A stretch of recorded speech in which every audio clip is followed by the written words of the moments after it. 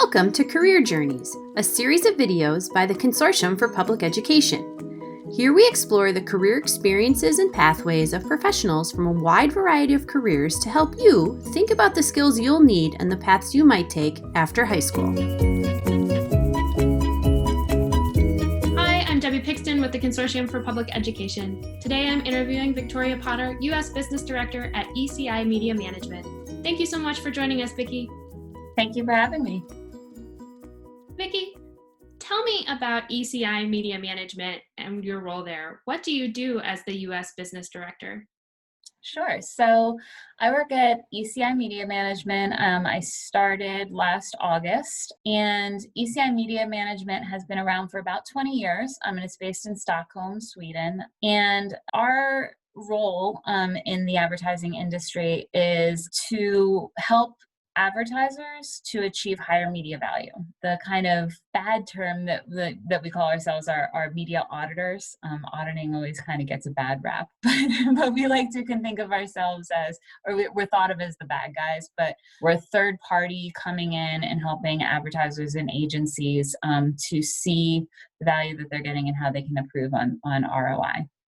Oh, and as U.S. Business Director, I was brought on to help build the business in the U.S. As I said, we've been in Stockholm for about 20 years, but we're now starting to break into the U.S. market more. So that's one of my main roles. And as I said, I was in a similar role with another company for about 13 years and had started with that company when they were relatively new in the U.S. and helped build. So I'm bringing kind of that experience of growing and auditing business in this region to my new company. So Vicki, what are some skills that make you good in the advertising industry? Well, I think the data, really enjoying numbers.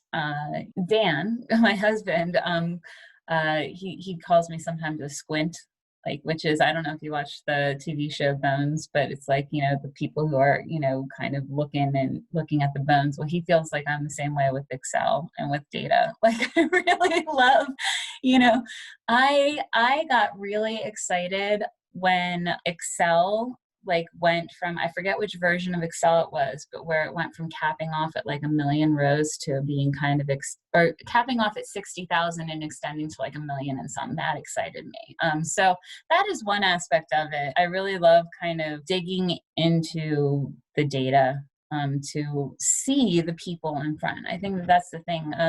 I think a common misconception is that you're either kind of into numbers or you're creative, where I think that there's this cross section as well. And I think that there's a science and art coming together that is the advertising sweet spot. From a media standpoint, you need to be able to really mine data, but you need to understand that data and how it translates into real life, and that it's not just a number, but it is a person. That's why we've seen a lot in media where you're automating media buys and having, artificial intelligence go in and decide where a certain creative is going to go. And I think that's an aspect, I think it makes sense in a lot of ways, but I think you're always going to have that human element as well that can understand, that's, I think, where the beauty is when you find that magic moment where you reach somebody at the exact right time. What are some questions that students should ask themselves if they're interested in advertising, either on a creative side, on a numbers side? Can you talk about what might help them know if this is a good fit for them?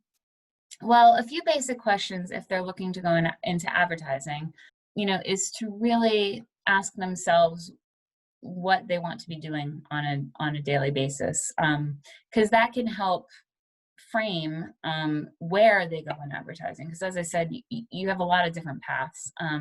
If they, find themselves to be more creative, they're really into writing, or they're really into art being visual arts like drawing or video, then they maybe want to go more into the creative side.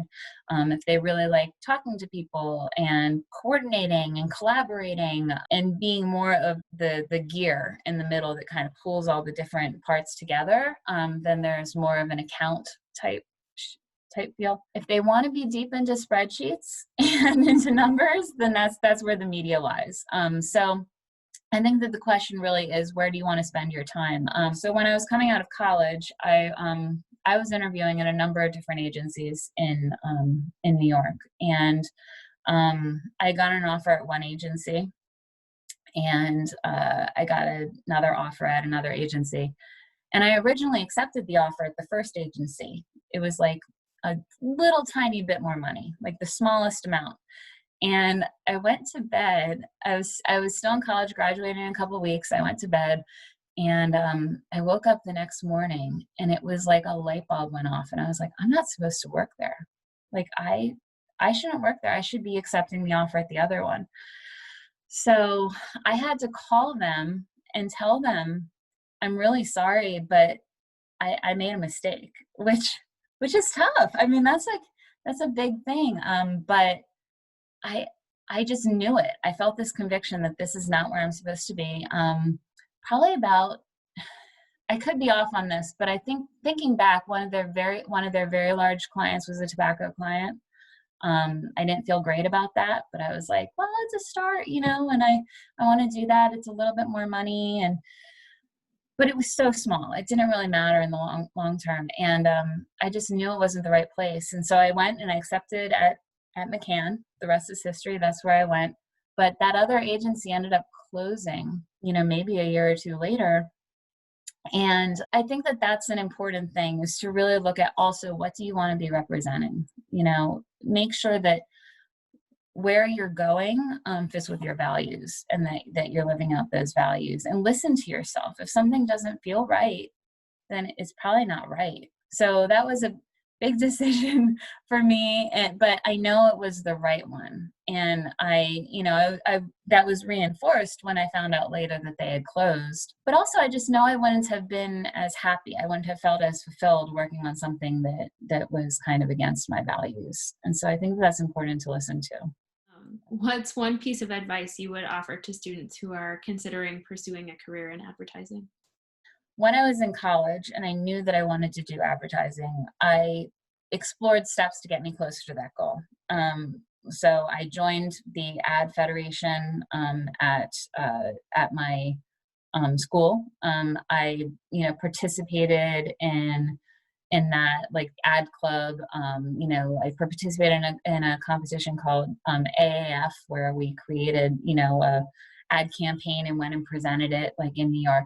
But all of those steps took me to one very important part, which is networking, meeting people, talking to people. Because what I found in my experience is sending out resumes, that's tough, because it's so hard to break through all of that clutter. So if there are any opportunities that arise to help get you closer to an in-person experience, take those. In Pittsburgh, I'm part of Media Association of Pittsburgh. I'm part of the AMA, different organizations. And a lot of those organizations have some kind of student aspect to them. And that's so invaluable, because it is who you know, and unfortunately, like, that's the hard truth. But there are opportunities that can get you closer to that, even if you don't have any natural connections. You can create connections for yourself by aligning yourself with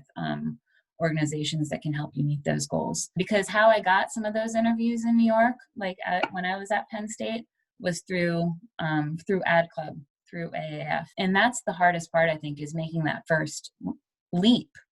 Because then once you get into something, you start building those connections more organically. But I know it can be a real challenge at the student level. So I would seek out opportunities to create those initial connections. Vicki, thank you so much for sharing your thoughts and experiences with us today. Sure. Thank you, Debbie. It was nice connecting with you. For more information or to learn about other careers in the Career Journey series, visit our website and check back soon for our next installment. Thanks!